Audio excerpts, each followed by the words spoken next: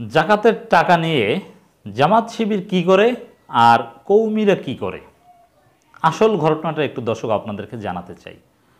বর্তমানে জাকাত বা জাকাতের টাকা নিয়ে একটা বিতর্ক চলছে যে আসলে জামাত শিবিরকে জাকাত দেয়া যাবে কি না, জামাত শিবিরকে জাকাত দেয়া যাবে না, এরকম ফতোয়া বা এরকম দৃষ্টিভঙ্গি সামনে আনার চেষ্টা করছেন কিছু কৌমি হুজুররা, যারা এজেন্সির দালাল, সরকারের দালাল।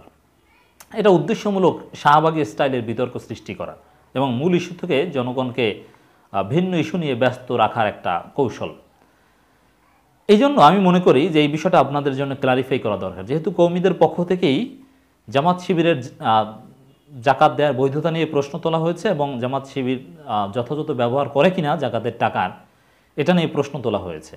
তো এই বিতর্কটা সঠিকভাবে বুঝতে পারা দর্শক আপনাদের জন্য জরুরি এবং অপরকেও বুঝিয়ে দেন। বিতর্ক করার ধরনটা বুঝতে হবে। অন্যান্য বিতর্ক, যেমন কিছুদিন আগে মওদুদি মতবাদ বা মেয়ারে হক নিয়ে বিতর্ক হয়েছে, তাই মেয়ারে হকে দুইটা প্যারালাল পক্ষ ছিল। আই রিপিট, দুইটা প্যারালাল পক্ষ ছিল। একটা পক্ষ হচ্ছে মেয়ারে হক সাহাবিদেরকে মনে করে না, সাহাবিদেরকে মেয়ারে হক বা হকের মানদণ্ডে উত্তীর্ণ মনে করে, সাহাবিদেরকে জান্নাতি মনে করে, জামাত শিবির এই পক্ষে। আর কওমিরা হচ্ছে সাহাবিরাও মেয়ারে হক, যদিও মৌলিক কোনো পার্থক্য আমি দেখি না। এখানে দুইটা প্যারালাল পক্ষ ছিল। কিন্তু জাকাত নিয়ে যে বিতর্ক, জাকাতের টাকা নিয়ে যে বিতর্ক, এখানে দুইটা প্যারালাল পক্ষ কিন্তু নেই। এই বিষয়টা আপনাকে বুঝতে হবে। বিতর্কটা কাদের মধ্যে? এক গ্রুপ হচ্ছে জাকাত বন্টনকারী, জাকাত দাতা। জামাত শিবির হচ্ছে জাকাত বন্টনকারী এবং জাকাত দাতা। ভালোভাবে খেয়াল করুন, জামাত শিবির জাকাত খায় না, জাকাত গ্রহীতা না, জাকাতের হকদার না। সাধারণত জামাত শিবিরের লোকজন সাধারণত জাকাত দেয় এবং সংগঠন জাকাতটা কালেক্ট করে, জাকাত কালেক্টর বলা যায়। জামাত শিবিরকে এখানে আমেল বলা যায়। আমেল বুঝেন, যে জাকাত আদায় করার কাজে নিয়োজিত। তারপরে যারা হকদার মাসারিফুজ জাকাত অনুযায়ী তাদেরকে জাকাত দিয়ে দেয়। এখানে জামাত শিবির হচ্ছে এই পক্ষে। আর যারা প্রশ্ন তুলছে কওমি হুজুররা, তারা কারা? তারা কিন্তু আমেলও না, জাকাত দাতাও না, জাকাত বন্টনকারীও না। তারা হচ্ছে জাকাত, নেগেটিভলি বলছি না, জাকাত খোর, বোঝানোর জন্য বলছি। সরি যদি কেউ অন্যভাবে নিয়ে থাকেন, জাকাত খোর এটা খারাপ না, অবশ্যই এটা ফরজ ইবাদত, আল্লাহ সন্তুষ্টির জন্য আমরা দেই। যারা জাকাতের হকদার তারা জাকাত খাবে, এই জন্য জাকাত খোর বলাটা ঠিক না, আমি বোঝানোর জন্য বললাম। জাকাতের হকদার বা জাকাত গ্রহীতা, খোর না বলে এই কথা বললাম, জাকাতের হকদার কিংবা জাকাত গ্রহীতা। তো বিতর্কটা হচ্ছে এইটা। এর মানে দুইটা প্যারালাল পক্ষের মধ্যে বিতর্ক হচ্ছে না, জাকাত দাতা এবং জাকাত গ্রহীতার মধ্যে। আরও সহজে বোঝানোর জন্য যদি বলি, আপনি ভিক্ষা দেন আর একজনে ভিক্ষা নেয়, তা ভিক্ষা দাতা এবং ভিক্ষুক এই দুইজনের মধ্যে ঝগড়া হলে যেরকম, তো এই বর্তমানে যে বিতর্কটা চলছে কওমি এবং জামাত শিবিরের মধ্যে, বিতর্কটা হচ্ছে অনেকটা এরকম। যদিও ভিক্ষার জাকাত এক না, জাকাতের টাকা এটা হচ্ছে জাকাত গ্রহীতার হক, এটা আমাকে দিতে হবে, আমি বাধ্য। এর মালিক হচ্ছে জাকাত গ্রহীতা। অতএব আমার যদি জাকাত হয়, আল্লাহ যদি আমাকে সাহেবে নেসাব বানায়, আমি যাকে জাকাত দিব, যদি কোনো কওমি হুজুর বা কোনো কওমি শিক্ষার্থীকে আমি জাকাত দেই, তিনি হচ্ছেন আমার ওই টাকার মালিক, আল্লাহ তাকে মালিক বানিয়েছে। অতএব তাকে ছোট করা, খোটা দিলে আমার জাকাত হবে না। আমি যদি ভাব নেই আমি জাকাত দাতা, সে জাকাত খোর, আমার জাকাত হবে না। এজন্য এইসব কাজ গোপনে নীরবে নিবৃত্তি করাই বলে, এগুলো শো অফ করা উচিত নয়। যে ক্যামেরা ডেকে সামনে এনে মিডিয়া ডেকে তারপরে জাকাত দিলেন, তা না, আল্লাহর ভয় থাকা দরকার। এগুলো নিয়ে জাকাত করবে এরকম আমি বোঝানোর জন্য কিছু শব্দ চয়ন করলাম, কিন্তু আবার সতর্কও করে দিলাম যে আসলে কাউকে ট্রল করবেন না। আপনাকে গালি দিলেও যেহেতু তিনি জাকাত গ্রহীতা, জাকাতের হকদার, আল্লাহ তাকে মালিক বানিয়েছে। ওয়াফিয়াম ওয়া আলিহিম হাক্কুল লিসাইল ওয়াল মাহরুম, এটা এটা এটা এটা তার হক। অতএব হিসাব নিকাশ করে আমাদের কথা বলতে হবে। আল্লাহ সন্তুষ্টির জন্য আমি আপনি জাকাত দিই, আল্লাহ আমাকে আপনাকে সাহেবে নেসাব বানিয়েছে। এটা একটা ফরজ ইবাদত। এই ফরজ ইবাদত নিয়ে যদি আমরা তাকাব্বারি করি, আমাদের মধ্যে কোনো রিয়া থাকে, তাহলে হবে না, আল্লাহ কবুল করবে না। যাই হোক, এখন জামাত শিবিরকে জাকাত দেয়া যাবে কি যাবে না, এই বিতর্কটা চলছে আসলে জাকাত দাতা বন্টনকারী এবং ভার্সেস জাকাত গ্রহীতা, এদের মধ্যে। অতএব এটা প্যারালাল কোনো বিতর্ক নয়। এই বিতর্ক আসলে কোনো বিতর্কের মধ্যেই পড়ে না। এই বিতর্কটা যদি দুইটা জাকাত বন্টনকারী প্রতিষ্ঠানের মধ্যে হতো তাহলে ঠিক ছিল। মজার বিষয় দেখেন যে কওমি আলেমরা জামাত শিবিরকে যেটা বলার চেষ্টা করে যে একটা প্রচলিত রাজনৈতিক দল, এই কারণে তাদেরকে সংগঠন হিসাবে জাকাত দেওয়া যাবে না। কিন্তু কওমিদের অন্যান্য রাজনৈতিক দল তারা কিন্তু জাকাত নেয়, চরমোনাই নেয়, খেলাফত, জমিয়ত সবাই নেয় জাকাত কালেক্ট করে। সেটা নিয়ে কিন্তু প্রশ্ন তুলে নেয়, প্রশ্ন শুধু জামাত শিবিরকে নিয়ে। অতএব বুঝতে কি আপত্তি আছে দর্শক যে এটা আসলে এজেন্সির চাল, এটা আসলে শাহবাগীদের ফিলোসফি, ফরিদুদ্দিন মাসুদদের ব্রেন চাইল্ড? এটা বুঝতে আমার মনে হয় না যে কারো আপত্তি আছে। যদি এরকম বলা হতো যে প্রচলিত রাজনৈতিক দল হওয়ার কারণে জামাত, চরমোনাই, খেলাফত, জমিয়ত কাউকে জাকাত দেওয়া যাবে না, তাহলে ঠিক ছিল। কিন্তু তা কিন্তু বলে নেই, শুধু জামাত শিবিরকে দেওয়া যাবে কিনা সেই প্রশ্ন তুলেছে। এখন এই প্রশ্নটা যদি চরমোনাই তুলতো রাজনৈতিক দল হিসেবে ইসলামী আন্দোলন বাংলাদেশ, যে জামাত শিবিরকে জাকাত দেওয়া যাবে না, আমাদেরকে দিবেন, তাহলে এই বিতর্কটার একটা মান থাকতো যে দুইজনেই জাকাত বন্টনকারী দাবি করে তারপরে তারা যে আমি ভালো ম্যানেজমেন্ট করি, আমি একেবারে যথাযথ খাতে দেই, তারা দেয় না, তাহলে এই বিতর্কটার একটা ভ্যালু ছিল। কিন্তু এখনকার এই বিতর্কটার ভ্যালুই নেই, কারণ যে নিজে জাকাত নেয়, যে জাকাত খায় বা যাকে জাকাত দিবে, সেই যদি বলে যে অমুককে দেয়া যাবে না, এটা তার ফতোয়া দেওয়ার লেজিটিমেসি থাকে না। জাকাত কাকে দেয়া যাবে কি যাবে না এই বিষয়ে ফতোয়া দিতে হলে মুফতি সাহেবের এলেম থাকলেও সবার ফতোয়া গ্রহণযোগ্য হবে না। যেমন আপনি নিজেই জাকাতের হকদার, তা আপনি যদি বলেন যে অমুককে দেয়া যাবে না, তো অমুককে দেয়া যাবে না, তাহলে এখানে নিরপেক্ষতা নিয়ে প্রশ্ন তোলা যায়, মানে যাতে আপনাকে দেয় এই কারণে আপনি বলছেন যে অমুককে দেয়া যাবে না, এই তো। অতএব তার ফতোয়া এখানে গ্রহণযোগ্য নয়। বুঝতে পেরেছেন? এখন যারা এই ফতোয়া দিচ্ছে তাদের ফতোয়া কেন গ্রহণযোগ্য নয়? তবে হ্যাঁ, কোনো নিরপেক্ষ আলেম যিনি জাকাত হয়তো বা দেনও না অথবা নেনও না, তিনি ফকির মিসকিন এগুলো নন, আল্লাহ তাকে মোটামুটি স্বাবলম্বী বানিয়েছে, তবে সাহেবে নেসাবও নন যে জাকাত দেন, তিনি ফতোয়া অথবা জাকাত দাতা সাহেবে নেসাব ফতোয়া দিলে সেটাও গ্রহণযোগ্য। কিন্তু যিনি জাকাত খান যে আমাকে দেন, তিনি যদি নিজে পাওয়ার উদ্দেশ্যে ফতোয়া দেন, তাহলে তো সেটা গ্রহণযোগ্য হবে না। এরকম হতে পারে। এখন এই কওমি হুজুরা তো কওমি মাদ্রাসায় জাকাত চায়, তাদের প্রতিষ্ঠানে জাকাত চামড়া এগুলো চায়, এই কারণে হয়তো বা তারা বলছে জামাত শিবিরকে টাকা দেয়া জাকাতের টাকা দেওয়া যাবে না।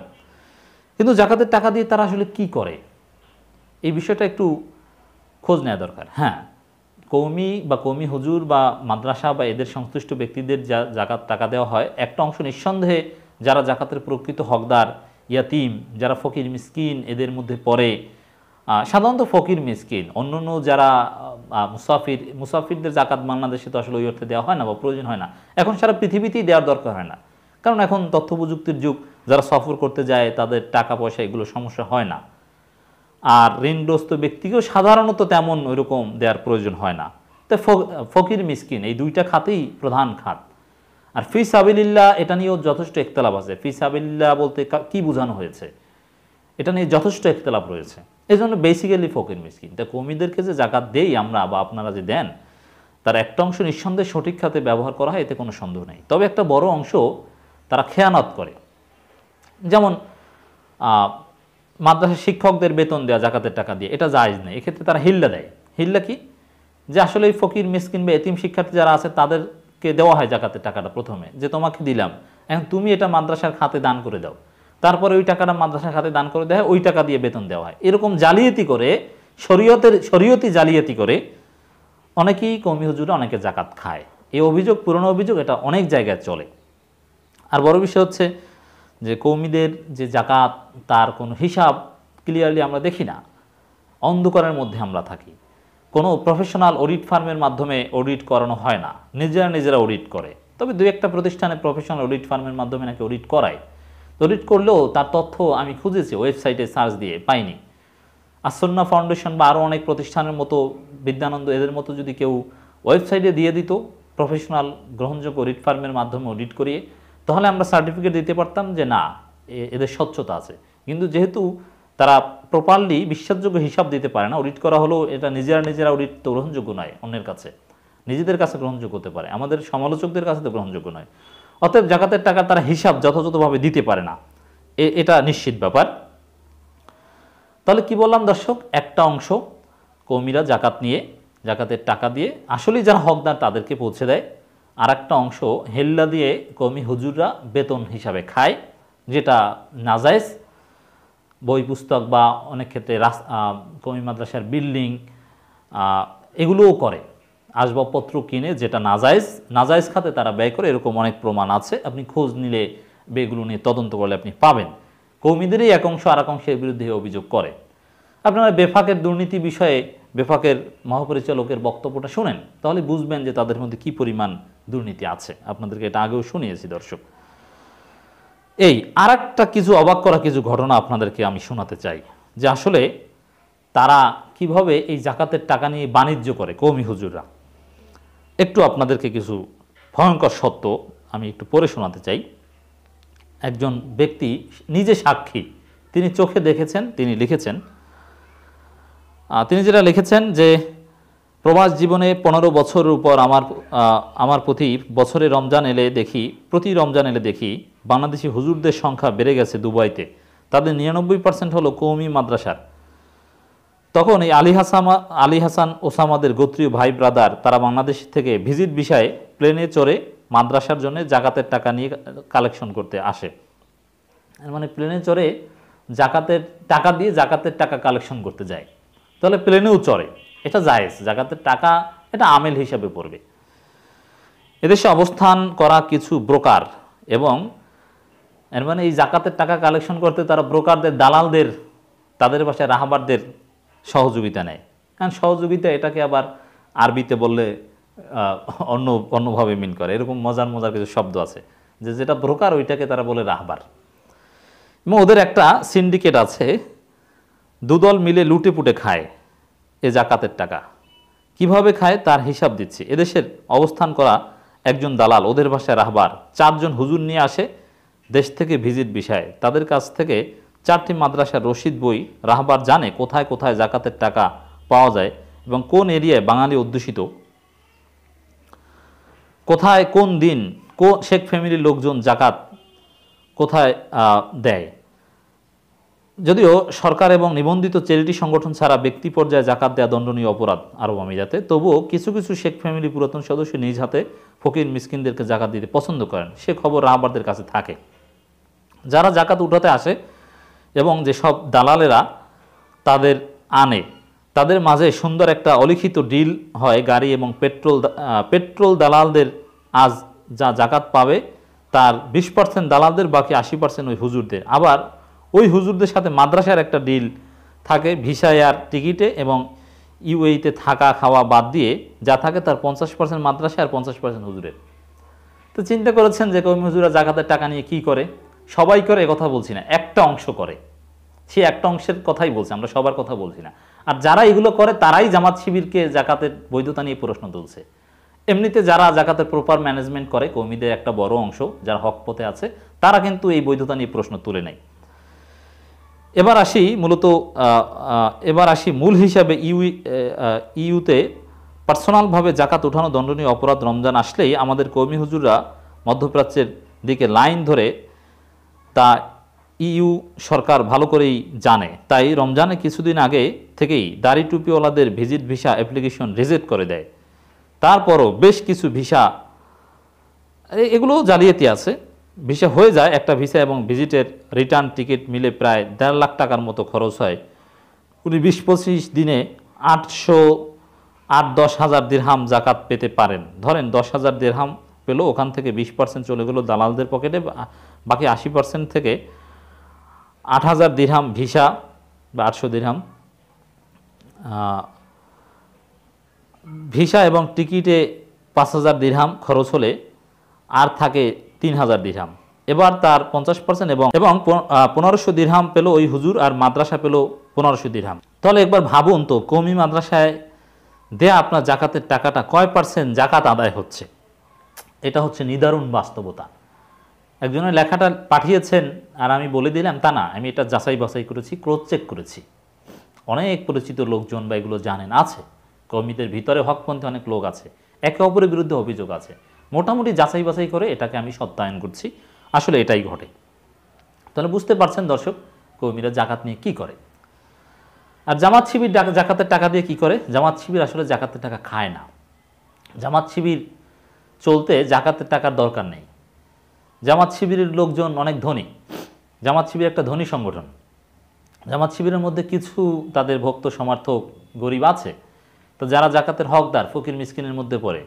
জামাত শিবির জাকাত কালেক্ট করে, জামাতকে বলা যায় আমেল, জাকাত কালেক্টর। ম্যানেজমেন্ট করে, তারা জাকাতটা শরীয়ত নির্ধারিত আর্থিক হাতে দিয়ে দেয়। এটাই হচ্ছে জামাতের কাজ, এছাড়া অন্য কিছু না। তো জামাত শিবির জাকাত টাকা দিয়ে কি করে, এটা একেবারে দলিল দিচ্ছি। শিবিরের সংবিধানে অর্থ ব্যবস্থা ৩৮ নম্বর ধারায় স্পষ্ট লেখা, আপনাদেরকে শোনাচ্ছি। বায়তুল মালে জাকাত সংগ্রহ করতে হলে পূর্বে কেন্দ্রীয় সভাপতির অনুমতি নিতে হবে এবং জাকাত থেকে প্রাপ্ত অর্থের হিসাব পৃথক রাখতে হবে এবং এই অর্থ কেবলমাত্র শরীয়ত নির্ধারিত খাতে ব্যয় করা যাবে। এর মানে জামাত শিবির জাকাত নিয়ে জাকাতের হকদার যারা তাদেরকে প্রপারলি দান করে এবং অনেকের কর্মসংস্থানের ব্যবস্থা করে, ফকির মিসকিনদের আরও পারফেক্টলি আপনার জাকাতের টাকা ইউটিলাইজ হয়। এই হচ্ছে পার্থক্য, যে জামাত শিবির জাকাতের টাকা নিয়ে কি করে আর কৌমিরা জাকাতের টাকা নিয়ে কি করে। আসল ঘটনা তো দেখলেন দর্শক।